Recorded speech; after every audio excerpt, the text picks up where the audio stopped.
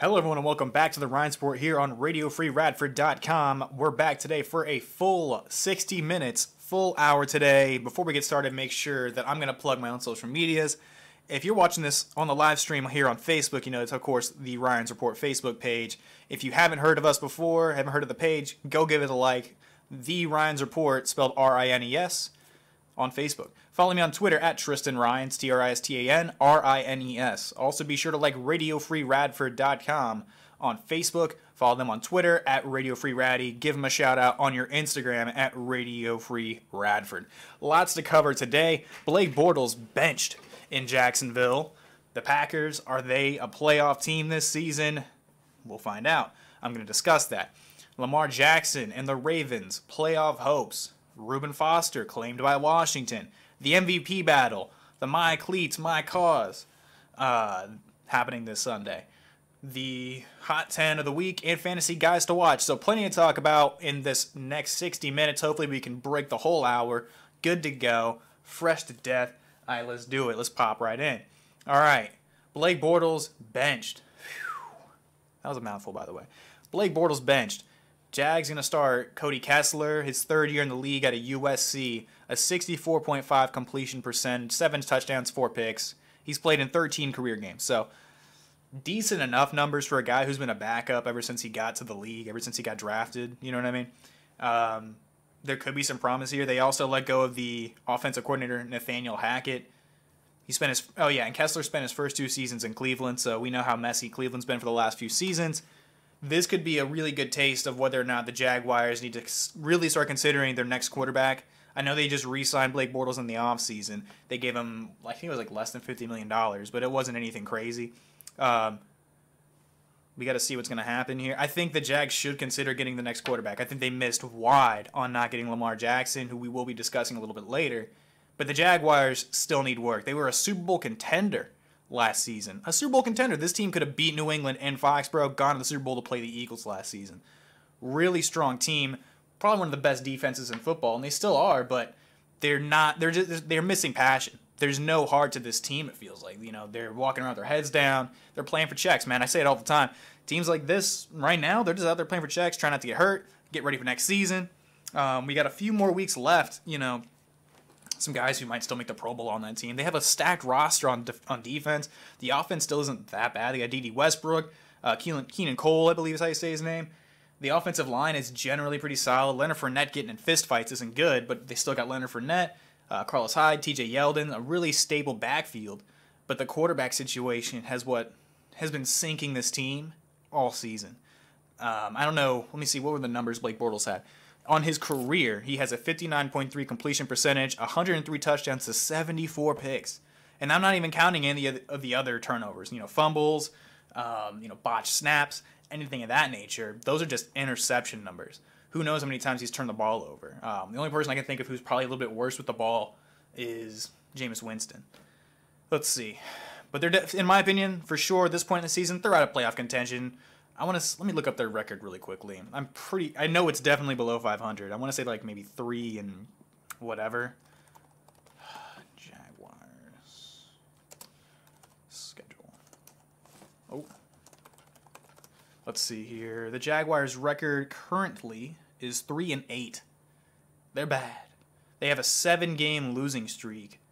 They're 1-4 away, 2-4 at home, and let's see here. Points for 197 points on the season. We played 11 total games this year. Jaguars are pretty bad, man. Thanks for all the love, Mom. I appreciate you popping into the chat. Head coach Doug Marrone at Blake Bortles could be looking for new jobs next season. It's a real concern you got to have. I mean, how do you perform this badly? Only expectations Blake Bortles had to have is just don't turn the ball over. Be Alex Smith, essentially. Try to be Alex Smith. Don't make dumb plays. I don't know, man. I just don't understand what Jacksonville is currently seeing in Blake Bortles. Obviously, it's no longer favorable. They're going for Cody Kessler. I think that's the smart move for them. Give him a shot. I mean, he didn't do very well in Cleveland, but Cleveland's been unstable for the last, few seasons. So this year they're picking it back up, I understand. But they got a number 1 overall pick, man, in the quarterback position who isn't taking crap from anybody. So I'm really excited to see where the Cleveland Browns go. But I don't know, man. Jacksonville just seems like a mess. I wouldn't be surprised if Doug Marrone's on the coaching carousel It could be a defensive coordinator somewhere. I wouldn't be that shocked. Blake Bortles could end up being, I don't know, he kind of be like Sam Bradford. Because I think the Jags should have picked up Sam Bradford after he got cut this season by the Cardinals. Speaking of which, that man's making bread. Just not a big... How could Tampa fix their issues? Tampa... It's a good question. Thanks, DeAndre, for the question. So, Tampa... Man, I don't know. Because you would think they have really good personnel. The biggest issues, in my personal opinion, with Tampa are quarterback efficiency. The offensive line is garbage. I mean, it's a little better than it has been lately. I don't know. Defensively, the secondary hasn't been very solid. They usually have a really solid front seven historically, but for some reason, they just cannot piece together all the talent. There could be issues in the locker room. You never know what the climate's like there. A lot of frustration, especially with the back and forth of Winston and Fitzpatrick. Fitzpatrick got off to a really hot start. Had one game, they put Winston back in, and then he started to suck too, and they never let anybody find any rhythm. Mike Evans is a great talent. He's one of my top 10 receivers in the league currently. He's really solid, but there's a number of issues, and it might not... They have all the talent they need. Tampa does. They have all the talent in the world, but they need to have consistent coaching to put it and keep it all together. They need to have ownership that's committed to the success of the team and management that's also committed to the success of the team. There's a number of factors that go in outside of just how much talent you have on the field. Because the Browns, you look at them the last few years, they've had tons and tons of talent. This year, I think they have a superb amount of talent, which is why they're winning games. But they've also gone away from Hugh Jackson. Another point, we can get back to it some other time. But at the end of the day, you know, you're coaching, the discipline you have playing football, especially at that level, it's very key to have some kind of ground that you can rely on. Like, you have to have faith in everybody in the front office, that ownership, and the coaching. If you don't have faith, then there's no point. I mean, why are you sticking around? You know what I mean? So, that's just my point of view on the Tampa Bay Buccaneers. Now, the Jaguars, no longer a playoff team. Sorry, Tampa's not a playoff team anymore. A team that could be out of the playoffs, but still has a chance. We're going to talk about the Green Bay Packers. What are their playoff chances? In my opinion, I would say they're kind of slim. They're sitting at 4-6-1. Yeah, let's see. My mom, Katie Ryan Lopez, throwing in the chat. Talent only gets you so far. Your teammates, your coaches must have a good foundation. That's exactly what I'm trying to say. Yeah, you have to have faith in not only, you know, of course yourself, but you have to have faith in everybody around you. You have to believe that this is a team that can win games. You have to have a good climate. Tampa Bay, I wouldn't necessarily say it's toxic there, but we have no idea what the front office looks like. What's the chemistry in that locker room? If there are any really big, dedicated Tampa Bay Buccaneer fans out there, please inform me, because they've just gone off the radar ever since Ryan Fitzpatrick stopped playing really well. Just saying. The Green Bay Packers. Now, in my opinion, they don't really have big playoff chances. It's mostly due to their inconsistency. They're 4-6-1, which is the same record as the Cleveland Browns, respectively. Like I said, the Cleveland Browns are getting better, so I have a little more faith in the Browns currently than I have the Packers. Easier schedule with this 4-6-1 record, but this team is wildly inconsistent. McCarthy's not having a great year coaching. If they miss the playoffs, I could see him sitting on the bubble of, you know, the job search, the coaching carousel we see every offseason. They have a really young defense. Now, a lot of guys who've been playing very effectively, like your Josh Jackson, who's that linebacker? I can't remember his name. It starts with an F. They have some good personnel. Mike Daniels, of course, really solid defensive tackle. They have some guys that are young and budding stars, but for some reason, I think it does this in this particular situation. It's not a matter of the fan base not caring about the Packers. It's not a matter of, you know, the team not caring about winning. They definitely have enough talent to be winning more games than they have been, but they're young, and there's not a lot of... It doesn't feel like there's a lot of chemistry with this offense, especially. They have offensive talent, like Jimmy Graham, Randall Cobb, Devontae Adams. Aaron Jones is becoming a really, really solid running back for the Packers. But there's no chemistry. Rodgers is walking around the field like he's given up. And for someone who's supposed to be one of the greatest of all time, for someone who's supposed to be super mega talented and has carried this team to some marvelous wins, I'll respect that. He's a good quarterback. He doesn't seem to be leading that team. He doesn't seem to have his heart in it. Like, I understand going out there and playing for the money that you're making, because Aaron Rodgers is definitely making plenty of it, but it doesn't seem like there's any heart in Green Bay right now. Like, they haven't hit any kind of stride. Like Dallas, they found their heart. Like, they've decided, okay, look, the division is kind of eased up, with the unfortunate injury to Alex Smith, and the Eagles with a ton of injuries all over the place. The Giants playing terrifyingly inconsistent this season. This division's wide open.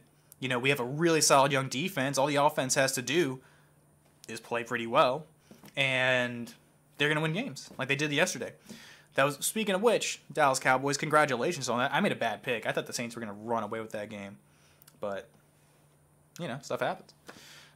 Congratulations to the Cowboys, though. Big statement win. It was impressive to me. With the Cowboys, man, like, what was I trying to get at? They realized the chemistry that they needed. They realized, okay, look, we have a chance not only to win this division currently when everybody counted us out, but we have a chance to go out there and start smacking people in the mouth. Like, you know what I mean? Clobbering people. So the Cowboys started figuring it out. I don't think the Packers can do that. I just don't think they can. I don't think they have enough heart right now. And they're looking at the remaining schedule. They have Arizona at home, Atlanta at home. They go to Chicago. They go to New Jersey to play the Jets.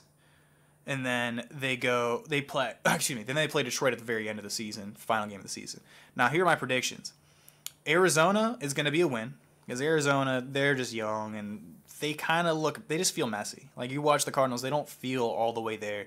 For a team that was a Super Bowl contender not too long ago, they just feel really inconsistent. But I think they're going to beat Arizona just by, I think they're a little more put together than Arizona is. That's what I'm trying to get at. Atlanta, I think they're going to lose to Atlanta because Atlanta's offense is really good and the defense is going to be out there trying to slide into the playoffs still. Chicago, I think they're going to take a loss. I think Chicago's going to come.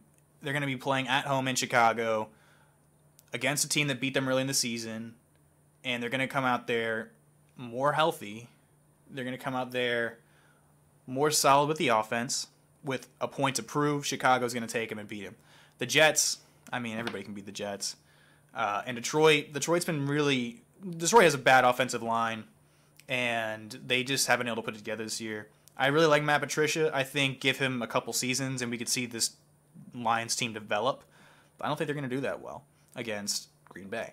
So I think the Packers finish the season at 7-8-1, and they could miss the playoffs. The NFC has some really strong competition. You got Seattle sitting at 6-5 currently, Washington at 6-5, and Minnesota 6-4-1 in second place in the NFC North.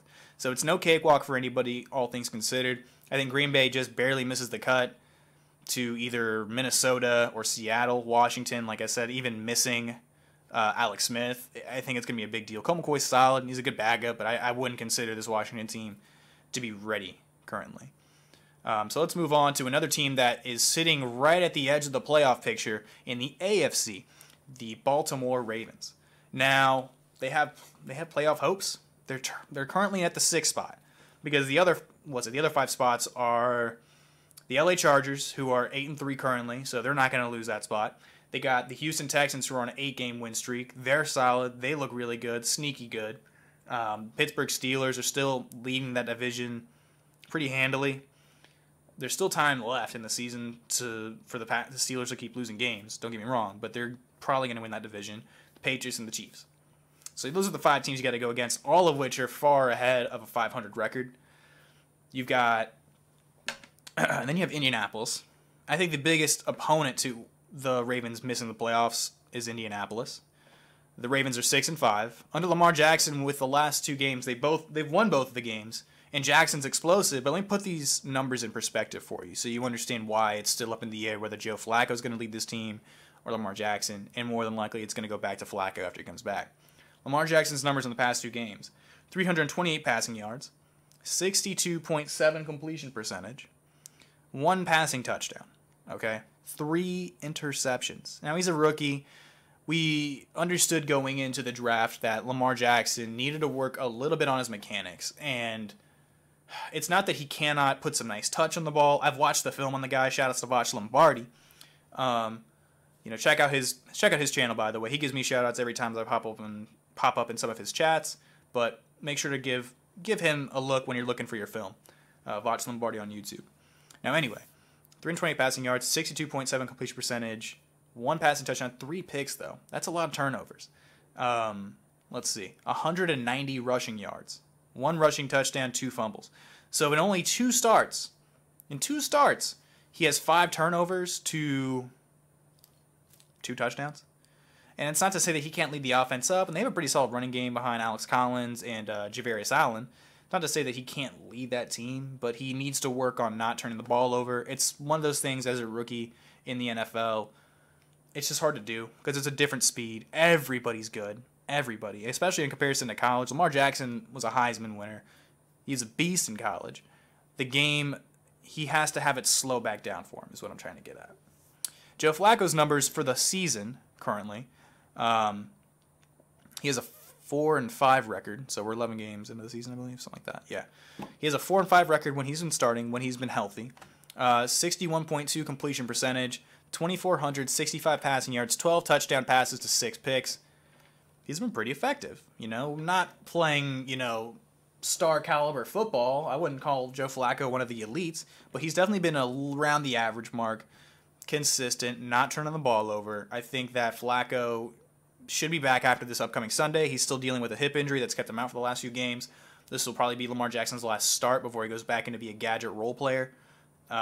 He should start again upon return. Jackson, like I said, he's very explosive. And he has his share of rookie mistakes with his turnovers. The remaining schedule for the Baltimore Ravens at Atlanta this upcoming Sunday. Now, this is going to be a good matchup to watch, I think. I wouldn't necessarily call it game of the week, but I think it's going to be interesting because Atlanta's always fighting. Baltimore's always fighting. They both have... I think Baltimore's defense is really solid, but their offense is what's going to... it could go either way. I think... Let me see. Sorry to bring you back off topic, but review of last night's game. Should the Saints have won the game, or was Dallas a better team? Okay, let me answer. I can answer that question here in just a minute, so if you just hang on, I will get right to that question, okay? The remaining schedule for the Baltimore Ravens real quick, though. I think they're going to go into Atlanta and win. It'll be a close game. I think it'll come down to like a couple possessions in the fourth quarter. Kansas City, that's a loss, man. They're just so good. Versus Tampa Bay, like I was alluding to earlier, it's going to be a dub. Tampa Bay's just really... I don't know, man. They're janky, I guess is the word to go with. If that's even a real word. Whatever.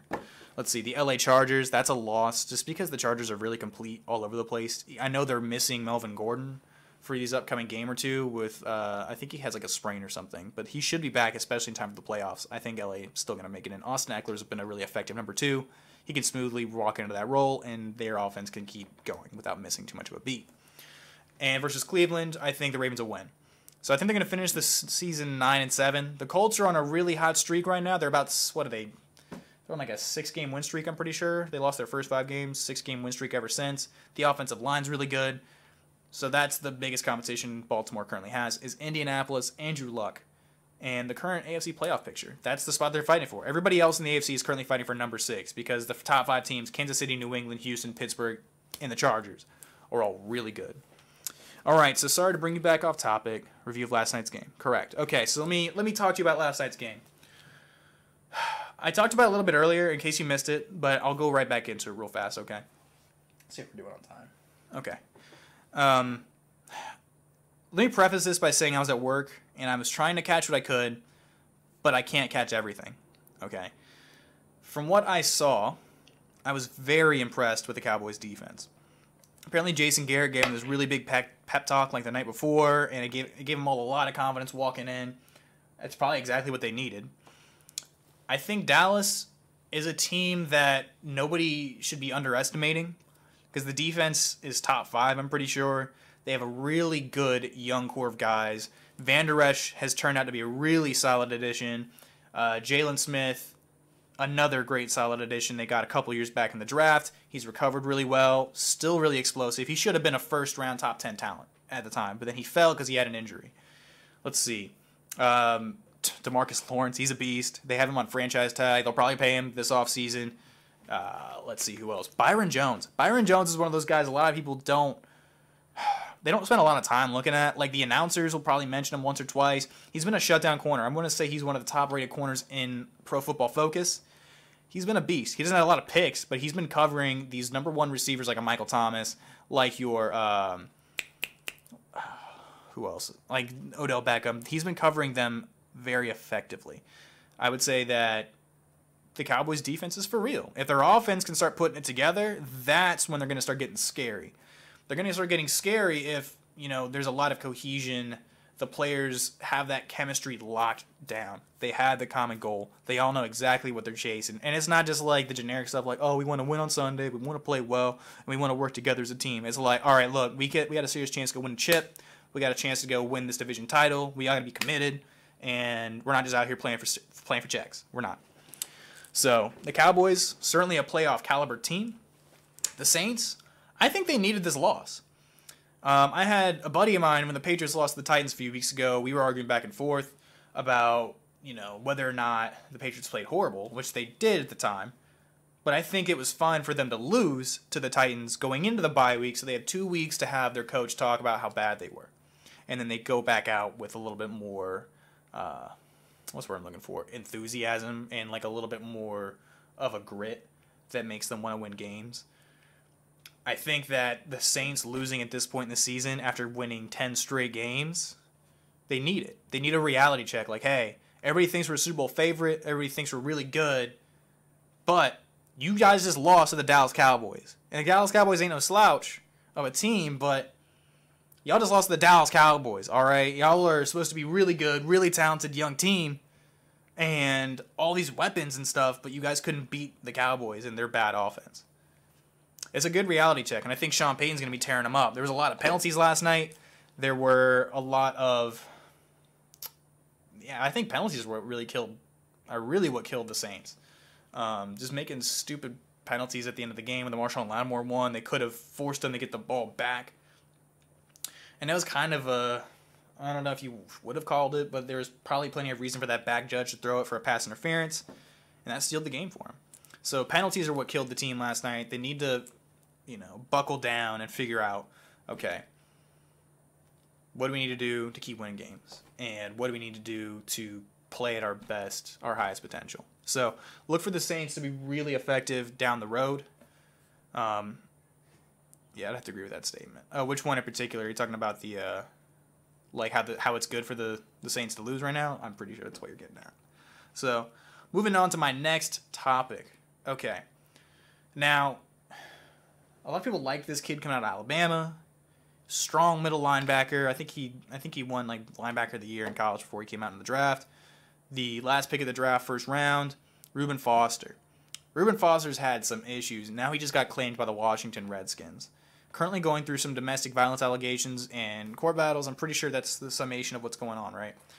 Waged by San Francisco, excuse me, it's been one of them days, guys, after allegations of, more domestic violence coming out after last year he was accused of domestic violence as well against his ex-girlfriend. Currently, he's been placed on the NFL Commissioner's exempt list. He can't play, can't practice, but he can participate in team meetings. So he could still be in the facility, but he can't do anything physical to earn the paycheck. You know what I mean? Stand by Washington head coach Jay Gruden. There's no guarantee he's ever going to play here. To be honest with you, he's got a lot of work to do personally, with the team, with the NFL, with himself, before he even thinks about playing football again. Now, he's got an arraignment on January 3rd, so he's not going to play this season. Foster joins a squad that has a number of his former Alabama teammates on it. HaHa Clinton-Dix, Jonathan Allen, Ryan Anderson, Sean Deion Hamilton, Deron Payne. A number of guys that he played with in college. Maybe that's what he needs. He needs the right environment. Who knows? But what does this say about the Redskins to its fan base? I feel like that's a big question. How do you convince the fans that you're not behind domestic violence? You know what I mean? Like, even if it's just an allegation, there's no proof, you know what I mean? Like, somebody being accused of it still, there's got to be, like, a moral line where it's, like, if this comes out to be true, this looks bad on the organization. This makes us, as the Washington Redskins, upon all the other stuff that surrounds the Washington Redskins, look bad. And do we sacrifice morality for talent? And unfortunately, in today's game, I mean, sometimes it's what happens. Is teams, they're like, hey, this guy's super talented. He's really good.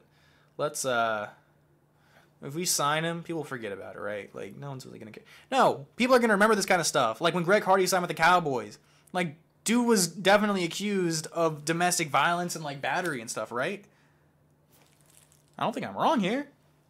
Like teams wouldn't sign Ray Rice after the video came out. See, that's the thing, is like teams won't do anything. Teams will still sign people unless they have unless there's like a video or like a burden of proof. They need, like, it has to be out there super public for everybody to see. And these teams are signing these guys that are like super sketchy. I don't know. I just wouldn't do it. I mean, the fans always like ragging on the Cowboys for doing this kind of stuff. I think this is a bad look by the Redskins, especially if this stuff comes out to be true. I think Foster needed to be a free agent. I understand bringing him into an environment where he's got people he knows, where he's familiar with. Like people signing Adrian Peterson. I mean, it's a solid point. I don't know. Do you sacrifice... Yeah, team signing Adrian Peterson, yeah. Do you sacrifice the moral, ethical ramification for someone who's going to be good? I don't know, man. I don't think it's a good look. I think the Redskins need to take a hard look in the mirror as an organization. We've all kind of got our opinions about Dan Snyder and whatnot, and the management and how the Redskins will do just weird stuff. But I don't think it's a good look for the Redskins personally. I don't know. We'll see what happens by January. But this, to me, as it sits right now, it's a bad look by the Redskins, and I think they could do a lot better than this. That's just my personal opinion on it. We can transition here. Let's see. We got... Don't play anything when you pop up, please. Come on. Just trying to open this up so I can do a transition. Yeah, radio magic, ladies and gents. No, I don't want that. Just give me an ad. Give me an ad. Here we go. Okay. We'll be right back here in about 20 seconds. I'm going to get a little bit of water. So if you guys have any questions, feel free to type them out real quick. We can get right back into them before I start talking about the MVP battle. If you're listening live on RadioFreeRadford.com, thanks for joining us real quick. We'll be right back in about 20 seconds. I just got to get a little bit of water. My throat's a little bit dry.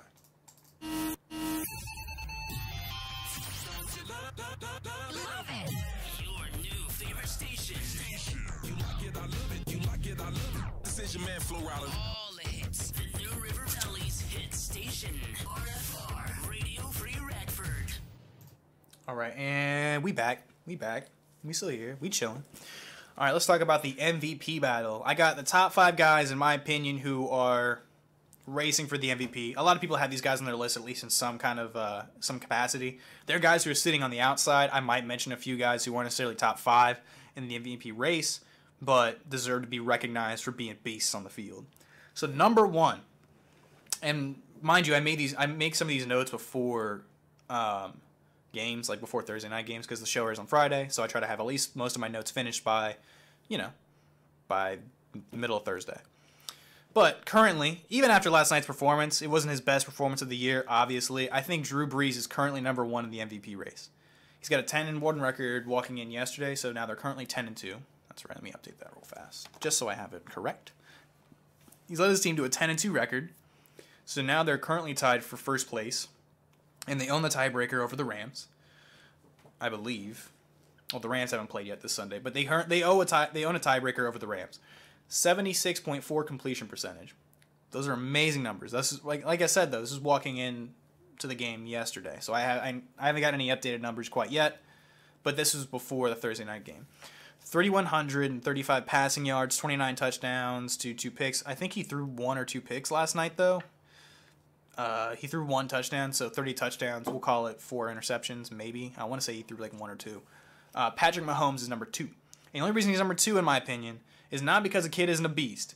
It's because he hasn't really been able to win these big games against big opponents. They lost to the Rams in a thrilling Monday Night Football game. Here's the thing. If they ever come out with this game on YouTube or something, bookmark it, save it. I don't care what you do.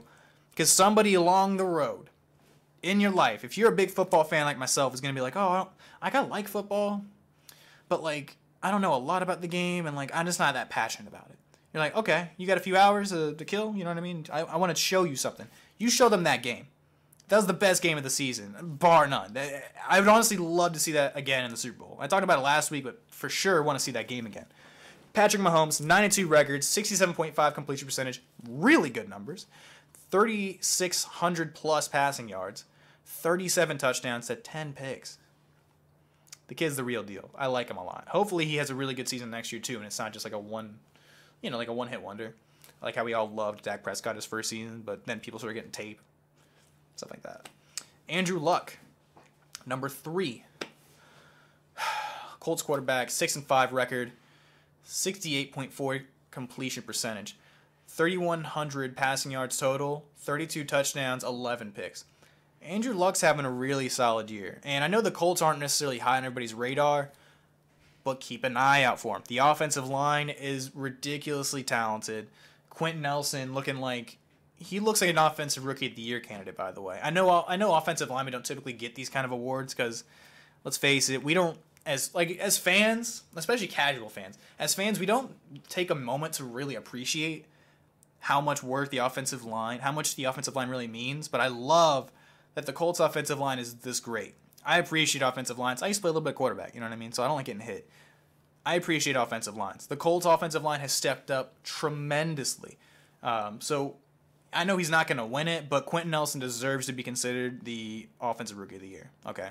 So keep that in mind. If you haven't seen any of his tape, there's one where he gets penalized and he gets fined by the league for coming around on a swing block and laying out Barry Church against the Jaguars.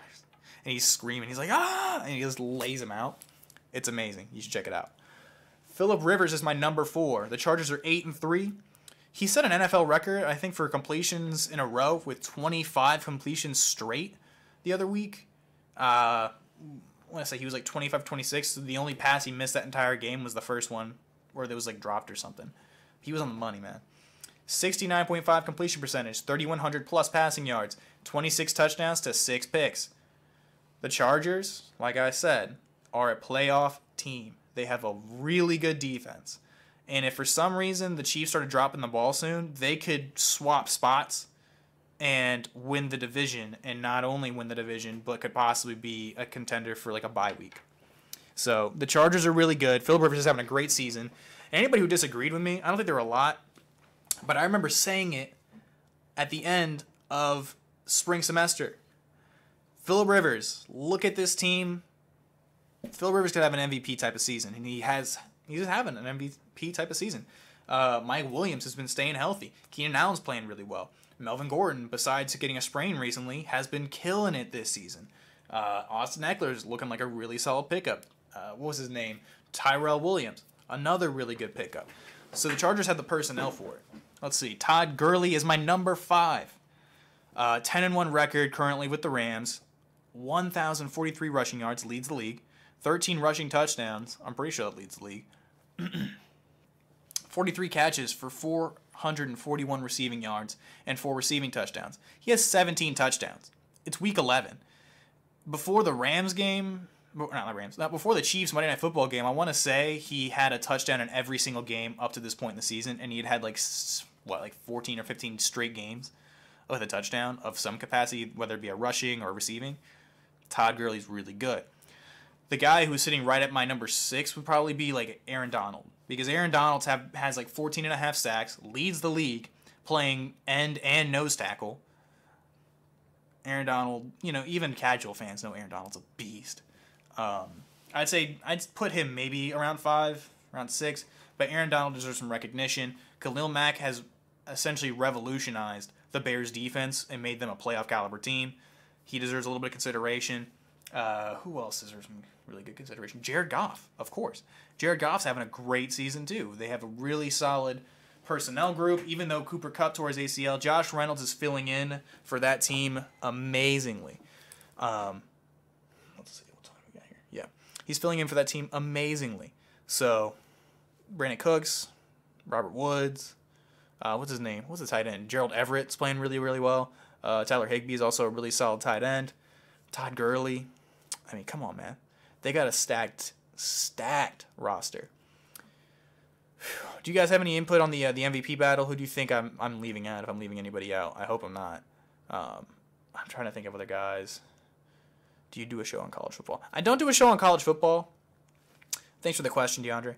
I don't do a show on college football, and the only reason why is I do typically work Saturdays. I don't get a lot of time to get super involved in college football. I just know this year Alabama's beasting out. They're playing really well. Oh, hey, and I got to guess who's going to come and join me. Jeff White, my boss. What's going on, man? Hey! Hey, man. Just talking about the MVP battle. Like, who are potential MVP candidates? Tom Brady. Jeff's a really big Patriots fan. There, let me put the camera on here real quick. All right. There he is. If you guys listened to the show last week, he was here with us as well. So he's going to be out of frame, but he is here, and he's going to be present. Let's see, where am I at now? Yeah, I just talked about the MVP battle. No, I don't do a show on college football, though. And I would if I just had more time. College football's interesting, but it's...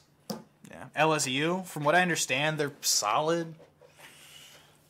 Didn't they get smacked up by Alabama or something like that? Although everybody this year's been getting smacked up by Alabama. I'm pretty sure. Oh, yeah, you don't watch a lot of I know college football nothing about college football, sorry.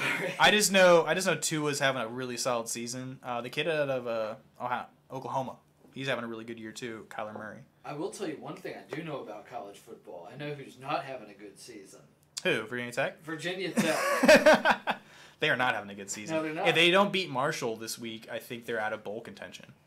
Or they're really close. How is it that they can have the season that they're having And still make the still be in a conversation that has the word bowl in it? Well, there are these like super like low standard bowls. You know what I mean? They're not like Yeah. it's not like the ACC championship, Yeah. or it's not like the Sugar Bowl or Fiesta Bowl. It's the or Rice whatever. Krispies bowl. Or Yeah, it'd be something like the that. GoDaddy like .com bowl. Yeah. It's ridiculous. I'm sorry. It's ridiculous that these. Oh yeah, only- LSU did lose to The only Texas bowl A&M. we should be talking about is the cereal bowl that these team members ought to be eating out of while they watch real college players play. Tech's been a mess this year, but they could get better. I think it's also it's a recruiting thing too, man. Because you got to think about it. Like Frank Beamer left 2 years ago, something like that, and I can't remember the name of the coach right off the top of my head for Tech, just because it's kind of a mess when it comes to college football with me. But those aren't all his guys. Those aren't all his recruits. You know what I mean? Like he's working with what he has. He's no, because you work with what you got. Yeah. But systems change, you know what I mean? Like, okay, like Frank Beamer came in and was like, hey, I really wanted you to come to Tech, blah, blah. This is the system we have. And then, okay, I'm retiring, by the way. So it's like, oh, I was really tailored to go fit this spread option system or something. Justin Fuente is Justin their, Fuente. Okay, yeah. I've heard his name a lot. I listen to Tim. Well, yeah, Tim Donnelly, local sportscaster, who I'll be, Newswise, by the way. I'll be working with CBS 101.7 next semester. So you might hear me on real radio, like big radio. What are you talking about? Like CBS radio. This is real radio. I mean, this is real radio, but you have to go out of your way. Yeah. Even I know that. Now, LSU, I mean, they're good, but I wouldn't say they're like a championship contender or anything. I mean, they'll probably make it like some decent bowl, but that loss to Texas A&M was crazy. I did see that. Those were basketball numbers, by the way, that they put up. It was like 74 to 72 or something. Yeah, they went to several overtimes. Wow. 7, actually. 7 overtimes, exactly. Wow, I've never heard of such a thing. Yeah, me either. It was like the highest. What was it? I'm pretty sure it was like the highest points scored ever in a college football game. Jeez. Yeah. So let me transition here to a really neat thing the NFL has been doing the last couple of years. I'm really interested in it because I think they should do this more often, or things of the nature. The My Cause My Cleats Week. Yes. Which I think is really cool. Mm-hmm. In case you haven't heard, the NFL has allowed for 1 week during the season for players to represent a charity or a cause and wear customized cleats. Now, to name a few, Allen Hurns, the wide receiver for the Dallas Cowboys, was wearing like Parkland High School, tied for the most overtimes. Yeah, thank you, Dante. Let's see. Parkland High School, Logan Ryan, the cornerback for the Titans, he has the Ryan Animal Rescue Foundation. It like helps with like pit bulls and all sorts of different animals. Ryan Fitzpatrick, quarterback for the Tampa Bay Buccaneers, of course. the Jacksonville shooting that happened at the EA, you know what I mean? Like trying to raise support for the people and like all these different causes. I think it's really, really cool. It's great exposure for some really interesting causes. And my biggest question is, why does the NFL do this like every week? Well, wasn't there some controversy a year or two ago where a player was wearing cleats that weren't officially sanctioned by the league? And so the issue, I did hear about this one a couple years ago, where Alshon Jeffrey, the Eagles wide receiver, during this week, he didn't even wear any that were like sanctioned by the league as like a charity. He just wore some Yeezy cleats, like some customized like Adidas Yeezys or whatever, and they were neat. They were neat, but like, come on, man, you're taking advantage of the system. I think they should do stuff like this all the time. Yes. Like you pay, because a number of people will talk about, okay, well, this is really neat, but like, it takes away from, code, like restrictions on the uniforms that every team has, right? Right. Well, like people wear like the wristbands and stuff, that's small. You're not really going to notice that. But like, if you want to wear like cleats that represent something every year, I don't know. I think that if you do it, you should have there could be a thing with the NFL where you could, what am I trying to get at? Where it's like, okay, you pay $10,000 this year, or like however much money, and you can wear whatever cleats, colors you want that represent the charity, and the money you give us, we'll give like 40% of it or 50% of it to the charity or something. That would be cool. I don't know. I think the specialized week, it concentrates it. Otherwise, it just becomes more background noise. Yeah, I guess. I don't know. I think it's neat though. I mean, there's not a lot of player freedom, like with their uniforms. I mean, they've kind of opened up the celebration stuff, but if you do something a little outlandish, like a prop, like hiding a cell phone under the the Joe Horn, and now Michael Thomas did it recently, or jumping in the Salvation Army, like what is the it? kettle? Yeah, that's right. Jumping in that, and they find Ezekiel Elliott a certain amount of money. I don't know, like, I mean, I've seen teams resort to using the players as props. Did you see the Monday night game, or not the Monday night game, the Sunday night game between the Packers and the Vikings most recently? Well, Dalvin Cook scores a touchdown, runs it into the end zone for like 40 yards or something like that, really fat, like nice, cool run, right? And they play limbo, so the offensive lineman held up Adam Thielen. They held up Adam Thielen and had them as the limbo stick. Yes, as the limbo stick. So they're just like doing the whole thing, and yeah, it was just fun. So it's like, is this a prop? This is a whole human being, right? Trying to be funny, but I think it's a really cool thing the NFL does. They could, I don't know, they could probably do this maybe once or twice a season instead of just 1 week in the middle of the season. Like, okay, week 5, week like 10, and then like week 13. If you have a number of causes you're involved in too, you could do that. Bringing awareness to certain things, like some people do like Special Olympics, like Red Cross, who knows what. There's a lot of players who are involved in things outside of football. So I think it's just a really neat thing. The Hot 10. Let's move into the Hot 10. Like your power rankings kind of deal, your NFL top 10. This is my order. Now, funny enough, I got 11 teams on this, but it's because they're tied for 10. You have an honorable mention? I have an honorable mention, but it's because they're both pretty close. Okay. All right, let's So number 1. LA Rams. Come on. Like I said, I make my notes civic on Thursdays, Wednesdays, Thursdays, so I haven't quite, like, I made all this before the game last night. I still feel like it, though. I still like the Saints at 1. Okay. I had the Saints at 1. MVP candidate in Drew Brees, like I said, they have a dominant offense when they're not playing the Dallas Cowboys, apparently. And their defense makes plays. Now, aside from penalties last night, and the Cowboys defense showed up and put a hurting on the Saints. Okay, so I'm just giving that a huge amount of respect. The Saints are still really good. They are still considered a Super Bowl favorite even after losing last night. And I would say the Rams move a little bit closer, which is why they're in my number 2 spot. All right, MVP candidate in Gurley. They have a really high-powered offense. Same thing, playmaking defense. They have the personnel everywhere. The offensive line's good, quarterback's good, running back's good, wide receivers are good, defensive line's good. Everywhere on that team, they have somebody who could play in the Pro Bowl. All right, except maybe their linebacking core, just because I can't really name all the linebackers they have, but they have guys at every position that are really solid. Number 3, the Kansas City Chiefs. They're at 3. They got an MVP candidate in Mahomes. Very explosive offense. Eric Berry's back in practice. Could be playing at some point this season. The only issue the Chiefs have is their defense. Now, be honest, though. Yeah. Is the only reason that Chiefs are number 3 and you have Rams at number 2 is because the Rams beat the Chiefs? Oh, of course. Okay. Of All course. right. No, I'm not saying that the Chiefs aren't good. Because Okay. before you walked in a little earlier, I was explaining how amazing of a game that was. It was Because you didn't even amazing see game. the highlights until I showed them to you Right. recently. And those were pretty exciting for somebody who knew how it happened. Yeah. And knew it had already happened. Yeah. I was watching the highlights. I was like, that's a great You play. were. It was watching you that were- game. I couldn't sit down for a quarter, man. Like I was standing up because every 2 minutes something big was happening, where I would have just jumped out of my seat anyway. Number 4, the New England Patriots. Number 4, really? Yeah, I got them at number 4. I mean, the Chiefs are really good, man. They are. And if it was in Kansas City, I don't think the Patriots would have won that game. That's the difference. I think it was home field advantage. I really do. I think if that game was played in Kansas City, the Chiefs probably would have won that game. Yeah. MVP, not MVP candidate. Tom Brady is having an okay season for Tom Brady, I guess. I heard some rumors that people were like, oh, he's falling off a cliff. The running game got really solid, all right? Let's Yes, just put it that did. out there. Yes, it Sony did. Michel's been really good.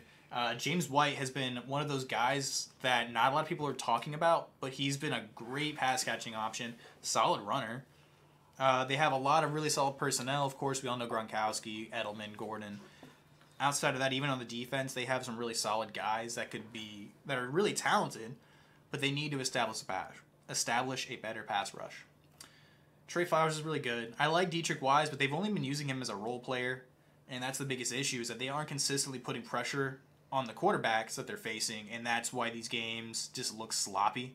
It's because the defense isn't really bad behind that front four, but the front four is not doing its job at the end of the day. It's just not. You got the LA Chargers at 5. Really? Yeah, the MVP candidate in Rivers. They have a lot of talent, like I was explaining earlier on the offense. Their issue is that they're kind of hot and cold. They've lost 3 games this season. They lost to Denver at one point on a surprise loss. Who else did they lose to? They lost to... I can look it up. I don't want to say they lost to anybody marvelous. Chargers schedule. Here we go. They lost to... Goodness. They lost to the Broncos. They lost to... What else did they lose to? They lost to the Rams, so they lost to a big team. They lost to the Chiefs. The Broncos have been an interesting team this year that they've been able to beat some really good teams. I mean, they just beat Pittsburgh. Right, exactly. Yeah. That's and you're saying they beat the Chargers as well. Yeah. So just a very interesting. They're team. still in the hunt for a playoff spot, but I'm not considering it likely just because they are also an inconsistent team. Like the next team on my list, the Pittsburgh Steelers. See, I had them at number 4. You have them at 4? Yeah. See, I don't know, man, because I feel like Pittsburgh has a talented offense, and they have really talent. They have a lot of talent on the defensive side too, but across the board, they're inconsistent. They just are. I think you look at that team, you're like, why isn't this team number 1? And it comes down to discipline and coaching. It comes down to, performance, of course. They just haven't been consistent in any given department week to week, in my opinion. Like, their running game can be really good, but their passing game will be garbage. And their pass rush will be great, but their secondary will suck. It's one thing or another that starts to screw over Pittsburgh. It's them shooting themselves in the foot, essentially. Houston at number 7. They are hot on an 8-game win streak. The defense is strong. They're healthy across the board. Demaryius Thomas is looking like a really solid pickup. He had 2 touchdowns against Tennessee in Monday Night Football. The Houston Texans, watch out for them. They're getting more established. I think that they're getting more veteran presence. And being healthy this year for J.J. Watt, Jadeveon Clowney, merciless. Tyrann Mathieu has looked like a really good pickup in free agency. Houston's good. Number 8, I know Terrence is watching. It feels like it was just fate for you to be watching right now, man. I got the Cowboys at 8. Amari Cooper looks worth the price they paid. Is this the first time they've cracked your top 10 This is year? the first time they've cracked my top 10 this season. And I know Terrence is going to be really excited. Woo! They won that game.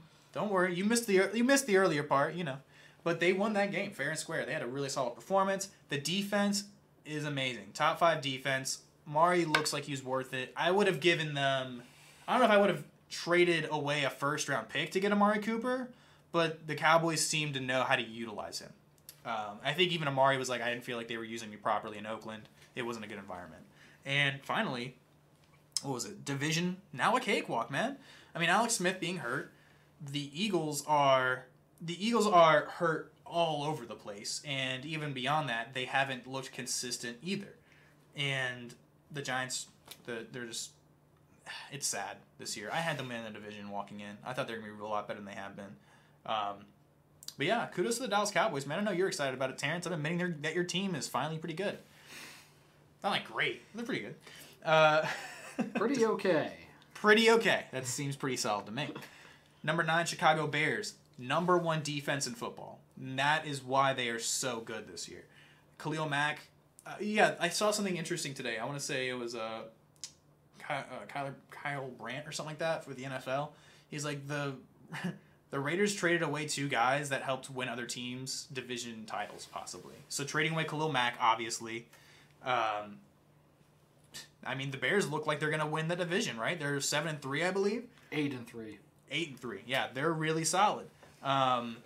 Let's see. The offense needs a little bit more consistency. Their receivers are really good. I want to say they had the lowest drop rate in the league, but they just need to be a little more proficient. They're consistent on offense, I suppose, but they need to be more proficient.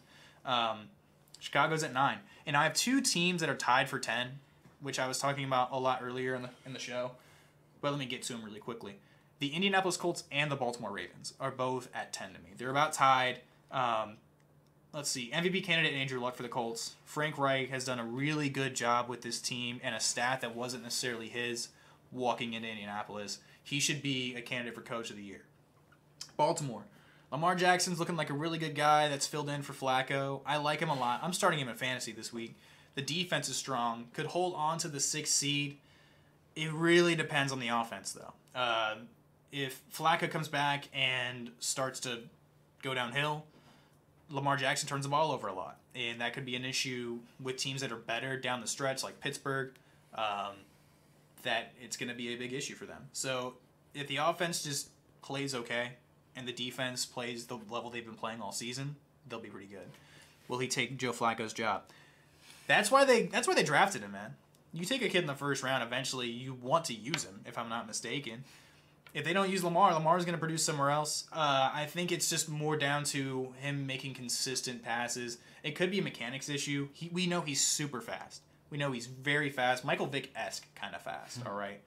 He's really elusive, really, really good runner. That's why I'm starting him this week, because Atlanta's kind of But he's got to learn to take care of the ball. And it's a rookie thing, giving the ball up a little more often than you should. The game's faster. It isn't slowing down necessarily for a lot of guys. Like Baker Mayfield, Sam Darnold, those are the guys that it can kind of, slow down for a little quicker. Lamar is just, he plays fast, and the game is going to be fast. You know what I mean? So yes. Your judgment is going to be...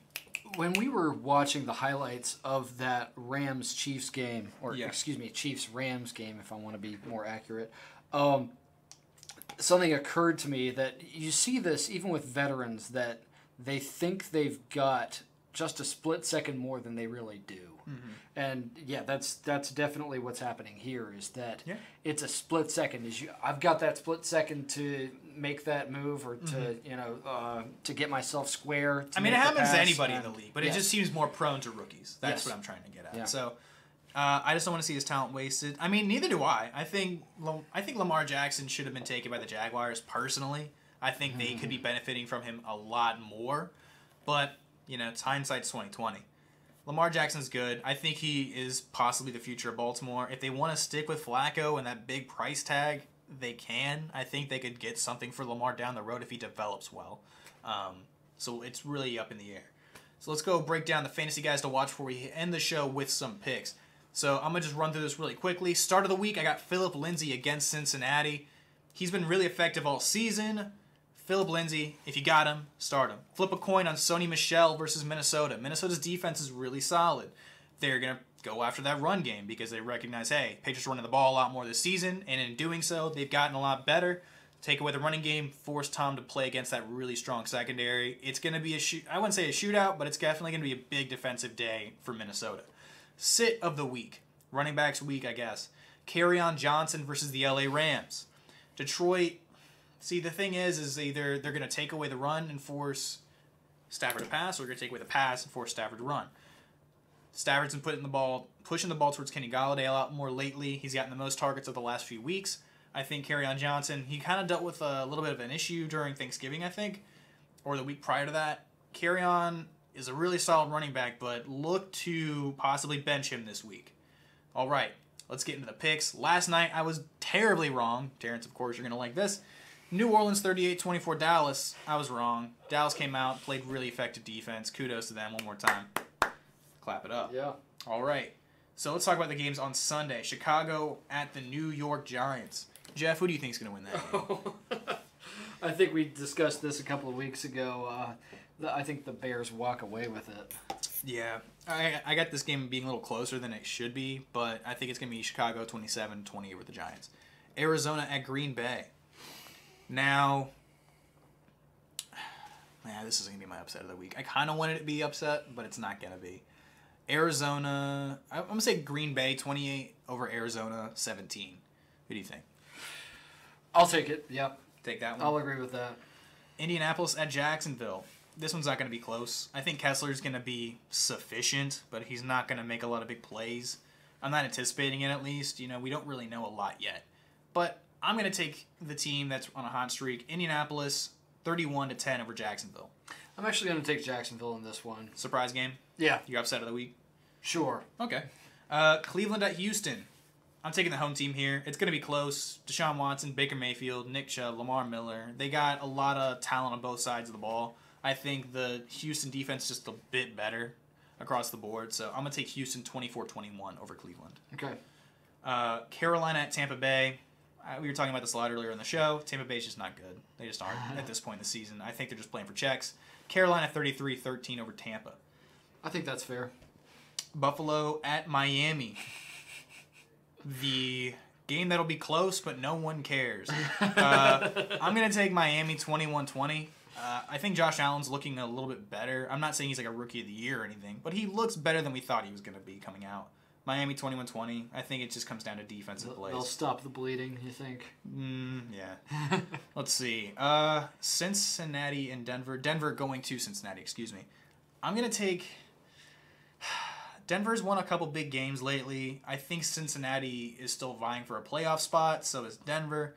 This one's going to be close. Cincinnati 24-23.